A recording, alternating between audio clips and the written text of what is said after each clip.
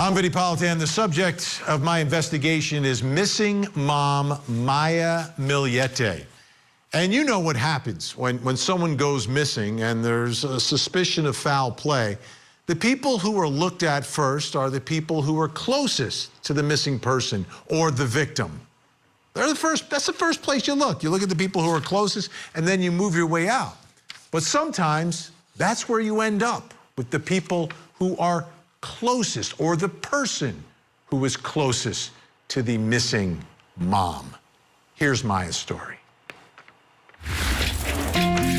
Larry and Maya Millete met as teenagers. They first dated and fell in love in high school, and when they were just 18 years old, they married in 1999. It took a while, but they finally started raising a family with 2 girls and a little boy. They were living in a beautiful home in Chula Vista, California, but after more than 20 years together, they began to have marital trouble. Maya was not happy and wanted to leave Larry, but before she could file any paperwork, Maya disappeared on January 7th, 2021. She left no note, no clues. This raised a lot of suspicion. Why would a mother of 3 young children just leave? Maya's husband became the focus of investigators. Investigators didn't buy his alibi, and finally, after 21 months, Larry was charged with Maya's murder. This despite the huge fact that Maya's body has never been found. What happened to Maya and what was going on inside their home and in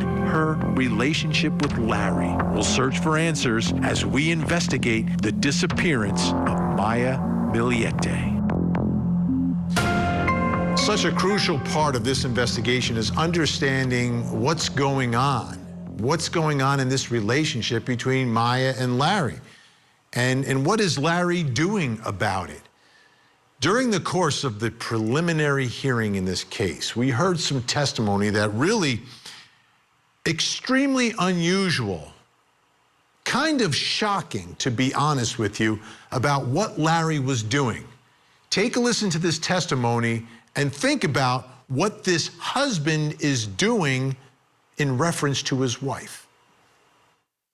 There was email communication on Mr. Milliete's phone to individuals whom he identified themselves as spellcasters. Is there a spell you can cast to incapacitate or make May not want to keep leaving me and my kids behind?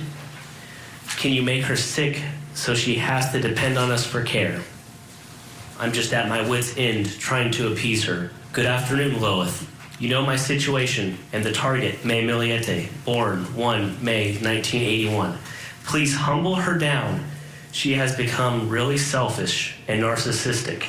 Make her really sick and keep her sick until she realizes that it is us, her family, and myself are the only ones that will be by bedside on her deathbed, not her fake friends on Facebook and other social media that she eyes more important than us. Please banish everyone else from her life with the exception of us 4. Thank you, Lois. Again, please keep the curse on her until she gives us more importance and not until she realizes that we are the only ones that are important. Her life, love us unconditionally, and keep her home instead of constantly leaving us behind. This is from Mr. Millete to Pagan 54 on December 31st, 2020 at 6:16 p.m. Hi, just FYI, we're in the desert, dirt biking, and off reading for 4 days. Can you hex to have her hurt enough that she will have to depend on me and need my help? She's only nice to me when she needs me or sick. Thanks again. Maybe an accident or a broken bone. He's literally contacting spellcasters, plural, trying to get them to put a spell on Maya. So that brings us to our first question. What does spellcasting tell us about Larry? I mean, the man is literally putting spells or trying to get spells put on his wife, Maya. Let's bring in our guest to help us through all this. Joining me, Court TV producer Cody Thomas And also with us, psychotherapist, host of Talking Live and the Bite Size podcast, Dr. Robbie Ludwig. Great to have you both here. Cody, I want to start with you because you're out in Chula Vista, out in Southern California, speaking with Maya's family, her sister and her sister's husband. What did they say about this spell casting? Well, Vinny, of course, they were just as shocked as any family member would be learning of someone in their family trying to use spells and black magic to keep someone in their life. But they both agreed, Mary Chris, that's Maya's sister, and her husband, Richard, they both agreed that these were the acts of a desperate man. Take a listen. I was shocked, to be honest. I was completely, it took me out of, I couldn't believe it. It's something that wasn't even imaginable that somebody could do something like that, especially Larry, because he seemed pretty normal. Mm-hmm. Honestly, he seemed like a normal dude. Mm-hmm. So I was shocked to learn that he was using spellcasters and black magic, and yeah, he was looking up these, I don't even know where you would find somebody like that, but he found them, I guess. Mm-hmm. And I think there's that point where enough is enough. Right. So for my sister, I think that was her. I realized that he was desperate. He was desperate to save his marriage, mm-hmm. to the point where it was getting dangerous. Mm-hmm. And it got dangerous. And I just, like my wife mentioned, Maya kept a lot to herself. She did not want her family to get involved. I remember I told her in the last camping trip, I said, just be careful. And she said, no, I got Larry. He's not going to hurt me. And Vinny, you heard there, Richard said that he believed Larry was extremely desperate, and most of us know that desperation can lead to dangerous activity. Oh, absolutely. Dr. Robbie Ludwig, this is the first time I've ever come across this in all my years at Court TV, that you've got there have been problems between spouses, but here, one spouse trying to get professional spellcasters to put the spell on Maya to bring her harm, but just enough harm so she won't leave him. What does that tell us about Larry? Yeah, well, I think what the family said is right. This was a man who was desperate. He loved his wife, and he recognized that he was losing her. And the only way in his mind that he could win her back and win her love and respect was to put a spell on her, to have magic somehow recreate his life scenario. And, I don't know if there's a cultural component. There are some people that really believe in spells and magic. Usually when, someone is vulnerable to this, spellcasters will say, we only do positive spells, not negative, but they do prey on vulnerable people. So he must have been searching how to win back a lost love. And this kept popping up, and he felt that this was his best hope, cast a spell and get her to fall in love with him again. And we know that's not the way it works. Yeah. Dr. Robbie, I want to show you something else, some of his alleged Google searches that he made that seem to be somewhat related to this issue. Things like, does subliminal messaging give you headaches? Silent subliminal booster. Subliminal wife training. He's also looking to buy some extra Bluetooth speakers to put around the house. My wife doesn't want me to touch her. And then he's talking about, it looks like he's talking about rupees, Rupanol. What does this tell you about Larry Millete's state of mind? Well, I wonder if, his grasp on reality was getting lost somehow. If he really, truly believed that what he was searching would truly help him regain a loving relationship with his wife. I mean, most people would rely on the people in their lives or get support or be redirected to counseling. But it sounds like he was a man who really relied on himself, who perhaps had a lot of pride and didn't want to share the challenges that were going on in his life. And perhaps his wife was his only friend. So what did he turn to? Dr. Google, to see if they had the answer to his very problematic life. All right, Cody, Dr. Robbie are going to stay with us. When we come back, what went wrong? He's been trying to court you the whole time. He's been trying. The pictures from your thing, you guys got really close together on your desk. Always right here, always together, 6 o'clock, 7 o'clock, 8 o'clock at night. And then you start feeding stuff.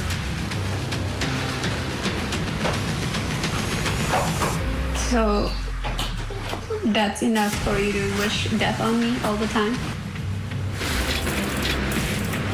Was a reporter brutally murdered for digging too deep?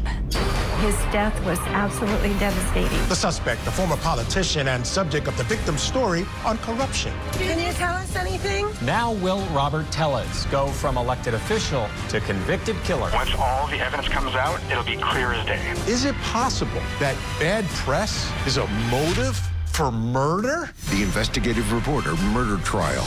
Live coverage weekday mornings on Court TV.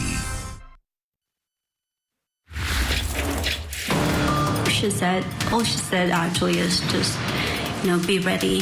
It's going to be a messy divorce.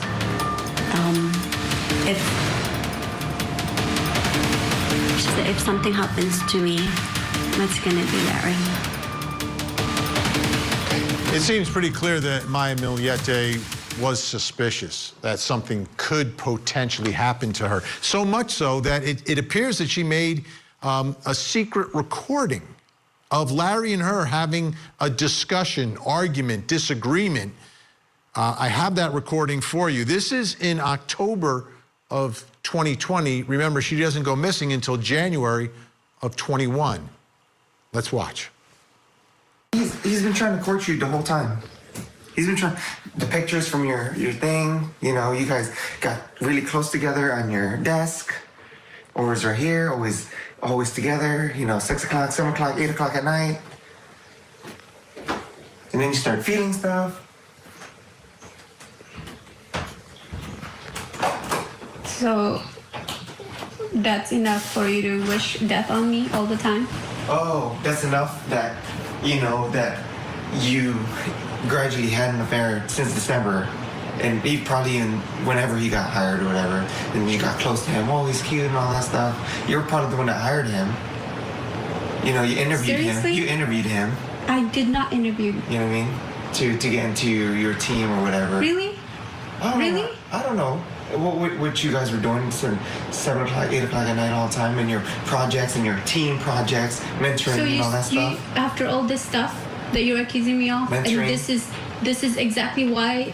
This is like the mentoring stuff. This is you said this wasn't going to happen. No, and it still happens. No, but and then you bring it up every day. Your thing is like every day you do this. It was never every day a thing. You do this. You always like, oh, it was the thing, but no, it was gradual. You guys, he was going for you already. He was going for you because he wasn't happy with this thing. He was going for you. You didn't even see it. You didn't even see it. He was trying to court you the whole time. You didn't even see it. You know what I'm saying? You didn't see it coming. What's your point?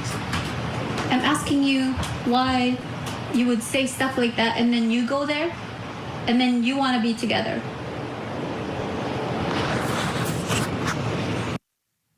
So it's clear there's problems. Maya Millete seemingly in a relationship with someone at work as well, which brings me to our next question, which is all about this relationship and what went wrong between Maya and Larry. Still with me, Cody Thomas, Court TV producer, and of course, Dr. Robbie Ludwig. Cody, you spoke to Mary, Chris, and Richard, family members, brother-in-law and sister of Maya, about the divorce, because that was a big part of this entire story. I did, Vinny. And speaking with them, of course, we all could come to the agreement that no marriage is exactly perfect. But Mary Chris said about a year before Maya's disappearance is when things started to get a little bit rocky between Maya and Larry. Take a listen.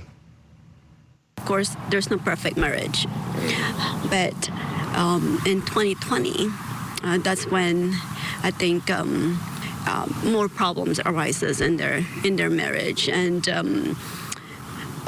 at that time, Larry was calling my mom, my dad actually, and me, and then my brothers and my sister also, my other sister, asking for help hoping, we could help them with their marriage, that he doesn't want a separation from my sister.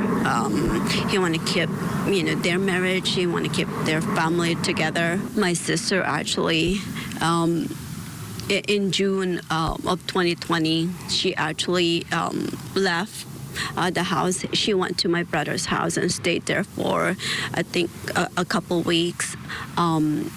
But I was happy when I learned she went back. She went back home. I was happy because, I thought like everything was okay. They worked out their differences, and that they're still staying in marriage. But unfortunately, it didn't really work out. By the time December, when we got together for New Year, we went out camping, and she basically told us that she's ready for divorce, that she finally made up her mind. She already talked to a couple lawyers, divorce lawyers, and she already picked one. And she did ask for financial help if we could, lend her some money, because she doesn't want Larry to know that she's filing for divorce. Did you observe anything weird, odd, out of the ordinary about him throughout the years that you have known him? No,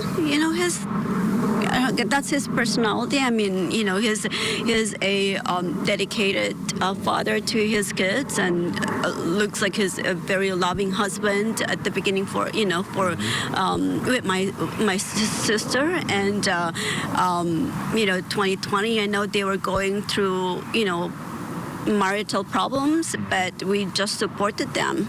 My sister doesn't really want us to get involved in their problem. She wants it to resolve among the two of them. So she didn't really share, much of their situation or her problems with, with their marriage. And Vinnie, of course, neither Mary Chris nor Richard said they'd outwardly observed any red flags about Larry per se, but that is not to say that Maya didn't see a different side of him living in the house with him every single day. Oh, absolutely, and obviously some tension in there. So my question, Dr. Robbie, is what went wrong here? This is a couple that married at age 18, married for 20 years. After being married for about 10 years, they started a family, 3 children in the household. What happened here? Well, first of all, getting married at 18 years old, that is very young. And very often, people don't know themselves entirely at that point. So clearly they had a history, they fell in love, it might have been a first love, but as people grow up, sometimes they grow apart from one another. Or perhaps Larry showed some issues that, was really undesirable. Maybe he was very possessive. Maybe he started to get paranoid. Some of these things, as she began to get older and see that there were other types of people in the world, might have got her intrigued about other relationships. And, we never know what goes on between two people. And it sounds like she was very private and Larry was very private until he got really desperate and enlisted the help of her family. Maybe she needed more space. We don't know, and we may never entirely know, but it sounds like at one point it was very clear to her she needed to leave the marriage. So if prosecutors have this right, that Larry is the one responsible for Maya going missing and her death, and you're looking at the situation inside that household, right, where Maya is seeking a divorce and he is seeking spellcasters. He wants to stay with her even though she has had some sort of an affair. How do you go from I want her to she's got to go? Well, I think that there was a dependence there, right? So Larry was very dependent on his wife in order to feel like he was a successful man, a successful father, a successful husband. And he was desperate to hold on to her and maybe believed in magic and thought that spells would be the only way to gain control of somebody who he was losing control over. And very often in these types of situations, there's such a desperation that either I will control you and you will be mine, or you will be no one's. So the thought of a wife leaving and being able to have another life is just intolerable and unacceptable, and they would rather have their partner dead to control their life than to be alive. And so, clearly that's when somebody reveals a lack of health and emotional well-being. And I think that's what we're seeing here.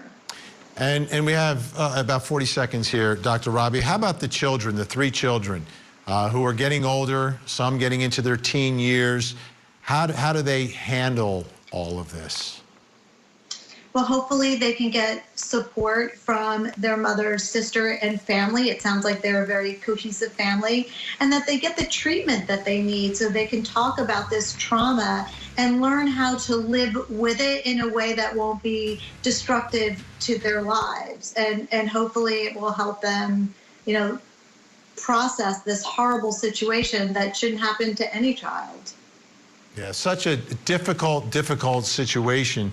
But you get the sense, I think, for this family, and I say family, these 3 children, and what they have to do, is to get support. And hopefully both sides of the family can provide that support for them.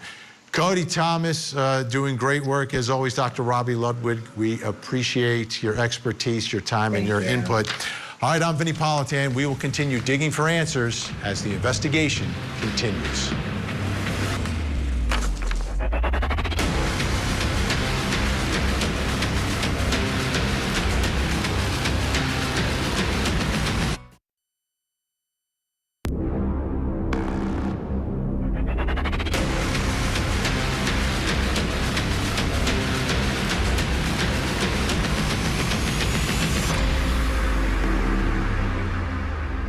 I'm Vinnie Politan. As we continue our investigation into missing mom Maya Millete, it always comes back to, for me, what was going on behind closed doors?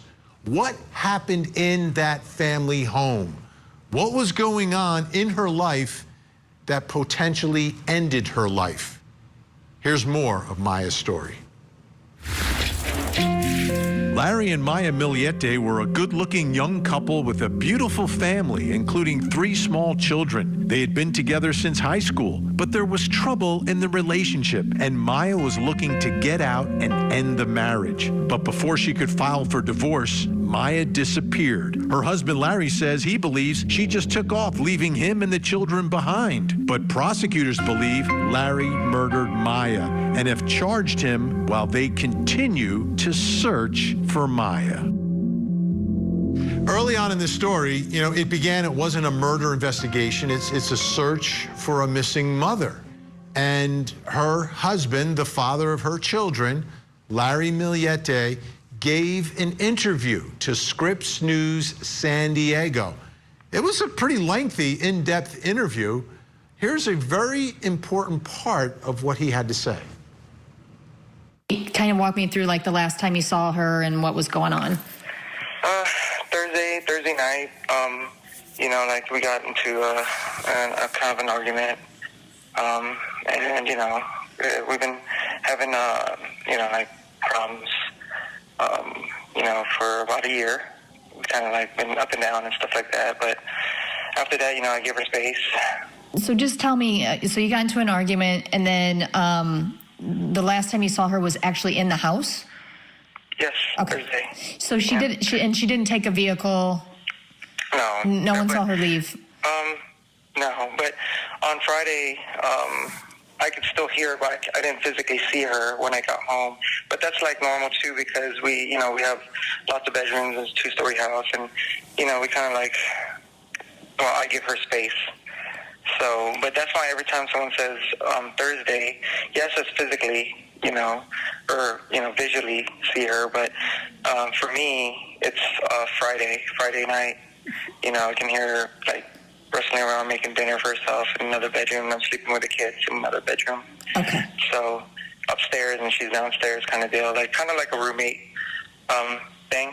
It's kind of like giving each other space. Well, sure. I don't need the space. She always wants the space. Got it. So it was like Friday, and then you left or went somewhere, and then came back, and she wasn't there, right?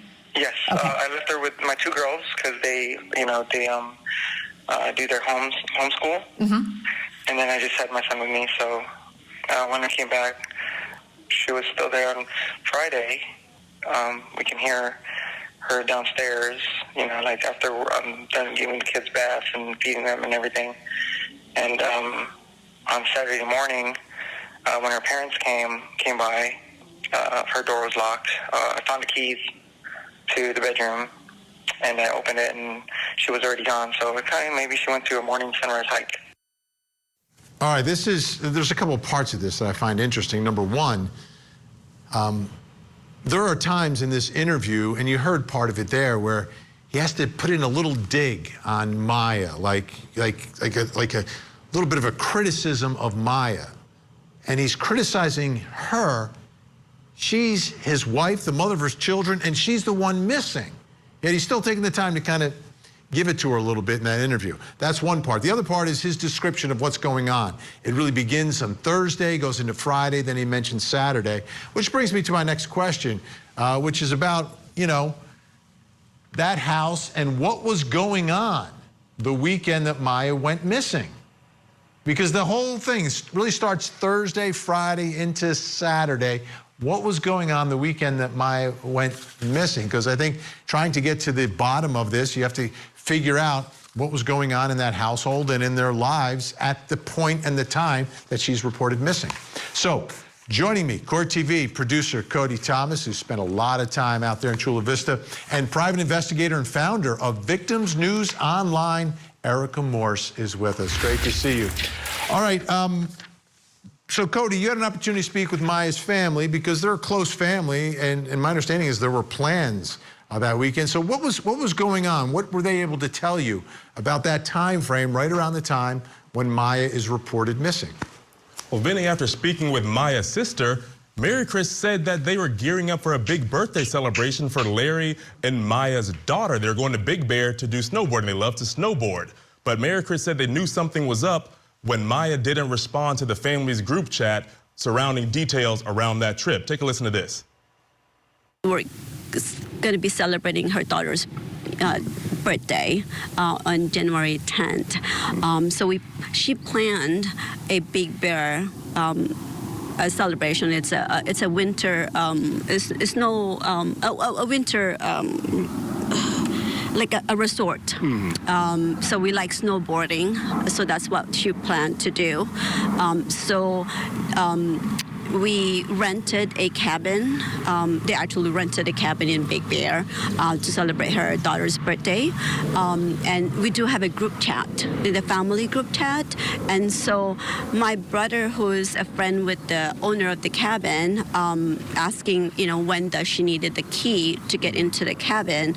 And on that, the Friday, January 7th was the last communication we have with her. And then January 8th, which is a Friday, she never read all the messages on the messenger. So we thought that was odd. She was always on her phone. She's very responsive to the messages or the text messages. So my brother tried calling her on the phone, and it goes directly to the voicemail. My brother tried calling the kid's cell phone, and it goes directly to the voicemail. So that brought a red flag that something is going on. And then so the following day, which is that Friday, my other brother who lives close by, my brother JR, came by and checked on her in the house, and then they said that she's upstairs. That she haven't came down. She doesn't want to be bothered, so she was there in her room all day that Friday, and she didn't want to be bothered. So I guess my brother, out of respect, he left, knowing like she's probably upstairs and, just want to be left alone. And then come Saturday, we still haven't heard from her. And then so I told my dad, go check on her. My dad lives with me in Riverside, which is like an hour and a half away from here. So he came down and checked on her, and he said he doesn't know where she is, or even Larry doesn't even really know where she is, because he said that he probably went out Saturday morning hiking. Yeah. And so that worried us. And so I told my husband, me and my husband, to drive down here. And and we haven't heard anything since then. And Vinnie, you heard Mary Chris talking about Maya not answering the phone. I remember that will kind of corroborate with her phone not reporting to the network after 1:25 a.m. early Saturday morning. Yes, and all of this is unusual behavior. This does not equal mom running away. Erica Morse, she's a mom. She's got 3 kids. One of the children is having a birthday celebration with the family. There's plans, not just with the immediate family, but with aunts and uncles and a cabin and everything. And then she just goes silent and is going to run away. Makes no sense. I don't buy it. I've never bought it. Moms just don't do that. And, also she planned this entire thing. She didn't plan this thing and then bail on her child. That's not how moms operate. I've said it all along. Larry is lying. I'm sorry. He's lying, and he's not even really good at it, Vinnie. Cody, looking at that house, and the other part of his statement where he's talking about their living conditions at the time, and how her brother went over and, oh no, she's upstairs in her room. She doesn't want to come down. Like she has a room. Larry's got a room. The kids have a room. It's like they're like college roommates or something. This is a strange way to describe it. Now, you were in the neighborhood. You saw the house. How big is this house? Did it strike you as a house big enough that 2 people could live in there, sharing 3 kids and not see one another? Absolutely not. I mean, it was a decent-sized house, but it wasn't some sprawling Beverly Hills mansion where you can walk in and not see somebody for 3 or 4 days. So they definitely would have crossed paths, especially with 3 kids, discussing who's going to lock the door at night, who's going to change the diapers on these young children. So it wasn't some sort of giant estate to where you could sort of live separately. You definitely would have crossed paths within that house. So, Erica, he admits to this strange arrangement, which I find interesting, right? He's admitting that they're fighting, that they're sort of have this unusual arrangement at the time. There seems to be a grain of truth in that, at least, that there's obvious problems going on here. Yes, and let's not forget, let's go back to 2020 for a second, Vinnie. Everybody's kind of talking about the why here. The National Institute of Mental Health commissioned a study in 2020, I believe it was, talking about the increase of domestic violence and spousal abuse when everybody was locked up for COVID. And I think that separate rooms do make sense. I think from, families had to do quarantines, and, areas of the house were dedicated to certain family members. So if they were having problems and those problems were escalating, then I think it would make sense that perhaps they had different spaces in the house. But to Cody's point, there is no way you deal with 3 small children, especially leading up to a birthday, and you don't discuss who's giving the baths, who's feeding the children, who's wrapping the presents, who's taking the presents, who's picking up the cake. I could keep going. Absolutely. Okay, we've got more. Still to come. Was Maya shot? There's audio provided by a neighbor of loud bangs, which we collected and forwarded it to the FBI to have it further analyzed to see if those were in fact gunshots. On of the most successful true crime TV shows ever. This is crazy. Now has a new home on America's original true crime obsession, 48 Hours on Court TV. Coming up next on Court TV. This week. Join us each morning to get trial ready for the day's proceedings. Plus, deeper dives into true crime stories with our daily spotlight. Opening statements with Julie Grant. Mornings at 8, 7 Central on Court TV. She stated that she recognized the children as the Millete children from previous occasions, and also that there are no other small children around that size in the neighborhood. And it really struck her the time of day that they were out playing, with it being so late and that being unusual. Do you recall what time it was that she heard the sound of the children? I believe it was after 10 p.m. Ear witnesses may be crucial in this case. There you hear testimony about folks in the neighborhood hear kids playing outside 10 o'clock at night. And this is on the night that investigators believe Maya Millete is killed. So what is this neighborhood like at night that you could hear kids in the backyard of a house? Well, Court TV producer Cody Thomas went to that neighborhood at night. Let's take a look. Now, I am back in the Millete's Chula Vista neighborhood. This time, it's after dark, and I'm rolling through slowly with the windows down, and that is because I just wanted to get a feel of what this neighborhood was like once the sun went down. Now, of course, that is because some neighbors reported hearing the Millete's children outside after 10 p.m. on the night of January 7th going into January 8th when Maya was reported missing. They also reported that they heard what they described as sounds consistent with gunshots. Now, it's just after 10 p.m. right now, and this would have been the time when the neighbors would have heard those children in the backyard. So I just wanted to hear how loud or quiet this neighborhood got once the sun went down. And quite frankly, after riding around, of course, slowly with the windows down, getting a feel, you could hear a pin drop out here. It's extremely quiet. There are some street lights on, and I've seen maybe one or two people walking around, but it is not busy at all. All the neighbors are inside and settled in. So after rolling around and seeing this for a few minutes, I have no doubt that any sort of neighboring security camera that picks up audio had a great chance of hearing those alleged sounds consistent with gunshots and those children in the backyard after 10 p.m. if they were in fact in that backyard like they report. Seeing the video and hearing what Cody just did there paints to me a very clear picture. Very quiet neighborhood. How homes are relatively close to one another and everybody is home, right? Cars are parked in the street, in the driveway, in the garages, and there is reports of those gunshots. So that brings us to our next question, which is very simply, was Maya shot? Is that what was recorded? Is that what neighbors heard? Is that what happened to Maya Millete? Cody Thomas still with us along with Erica Morse.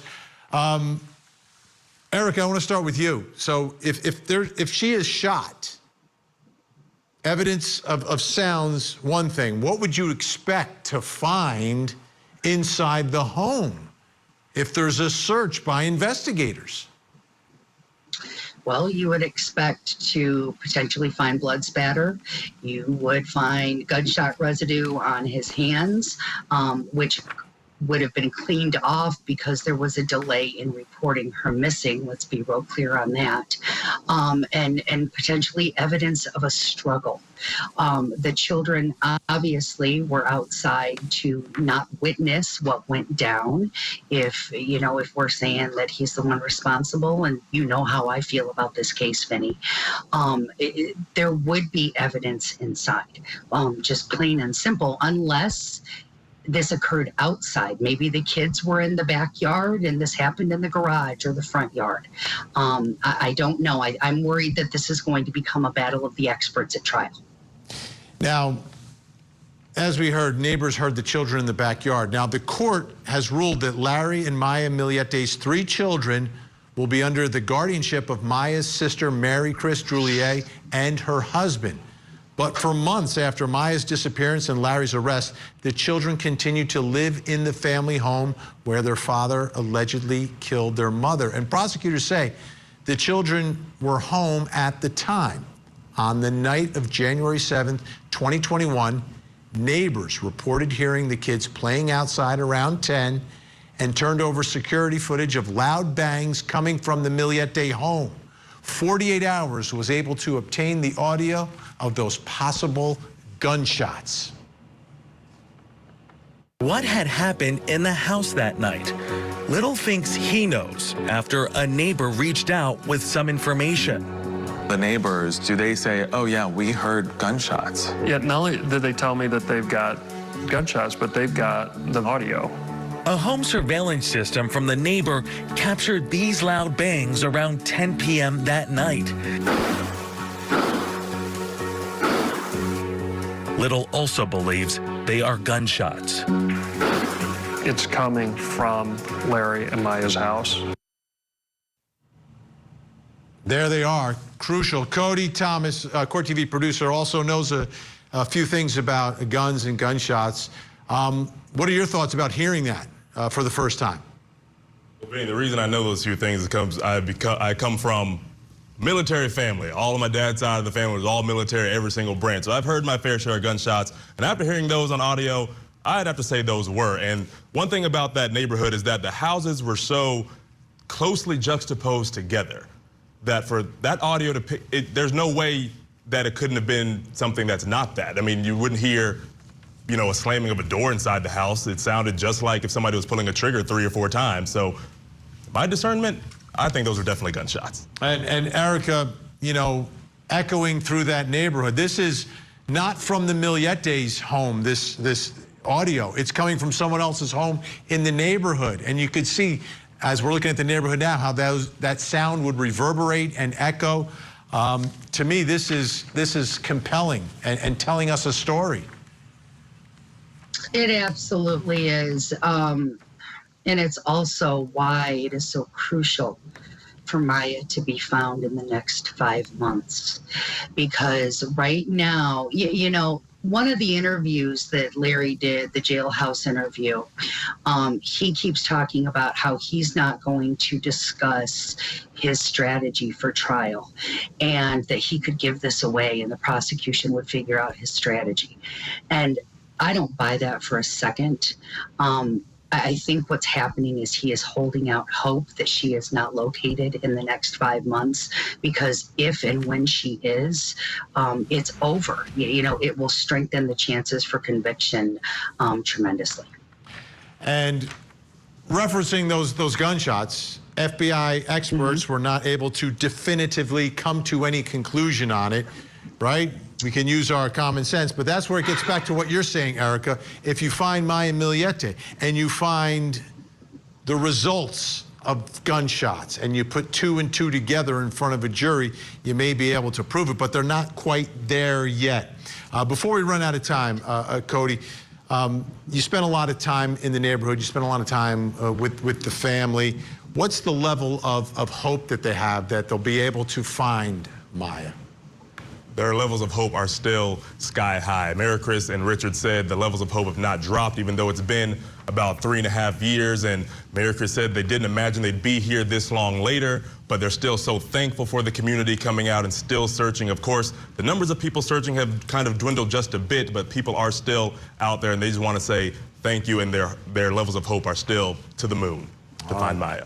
Cody Thomas, great work as always. Thank you so much. Erica Morris, great to have your insight. I know your time is valuable. We appreciate it.